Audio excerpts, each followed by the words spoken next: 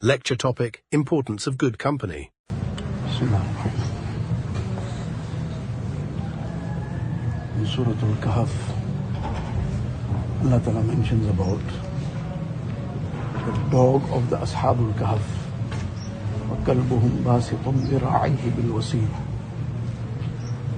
So the dog is mentioned, this dog also was at the mouth of the cave, and whatever the details then have been explained in the tafsirs.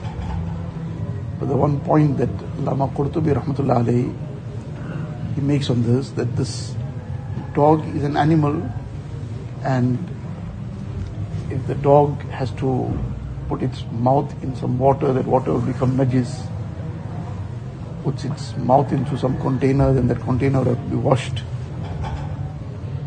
So this is the aspect of the dog, that this is a kind of animal it is. But this dog accompanied the Ashab al-Kahf, so it got a mention in the Qur'an Sharif on a level of some acknowledgement, praise sort of, not in a negative manner, in a positive mention it received in the Qur'an Sharif.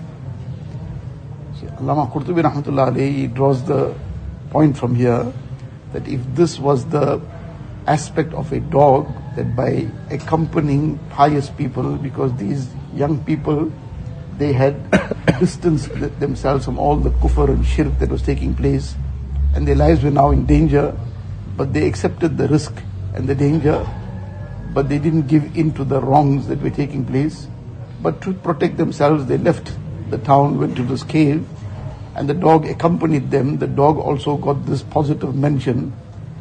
So if an insan does this, that the insan joins the righteous company, joins pious people, then why will that insan not benefit and not get closer to Allah Ta'ala? So the lesson in this is the lesson of the company. Abu Dhar radiyallahu ta'ala an, he says that al-jalisu salih khayrun min al-wahda. Having righteous company is better than being alone. And being alone, that's a separate matter now. Being alone is far better than having negative company. Because the company will make a person or break a person. Now, this comes repeatedly when we talk about company. That company, more than human company nowadays, is the device company. Person will be in the company of people sometimes for a few hours, but that few hours, 2 hours, 3 hours, he'll be in the company of some device, maybe 10 hours, meaning actively engaged on it. People sometimes talk to them. So what's the so-called screen time? So it's going to 7 hours, 8 hours, 9 hours screen time. By the time that 9 hours have passed, Allah knows best what has happened to the brain, what has happened to the mind, how it got rewired and reconnected to Allah knows best what not.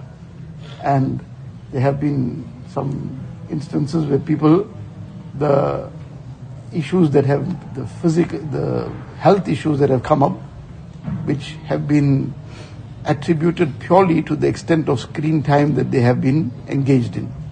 That apart from the spiritual side of it, even medically, these are things that are coming up, that is being directly attributed to the excessive screen time. Now, the point for us is that we want to get closer to Allah Ta'ala, we want to be saved from all the issues, and the key factor in this is the company. And the company, both human company and nowadays the whole world's company, through the devices. So, in times when we are a little bit more free, the holidays come, people just sort of make qaza of all the time that they were in madrasa, maybe the time they didn't have that opportunity. So now they try to probably make qaza of all that. But in that qaza, sometimes what comes along is, Allah knows best what not comes along. The benefit of the entire time in madrasa, learning Qur'an Sharif, learning Hadith Sharif, learning so many things, Allah forbid, it all gets washed away. So we have to be super careful. Person who he treasures his iman, treasures whatever the nur of the Qur'an and Hadith Sharif is, he treasures all the things Allah has blessed him the opportunity with, then he'll look after it also. And when a person treasures the wealth that he has, then he is very cautious about anything that the thieves are up to. So he's trying to be ahead of the thieves, of how they trying to plan to steal his wealth. He's planning to protect it, and he's taking extra precautions.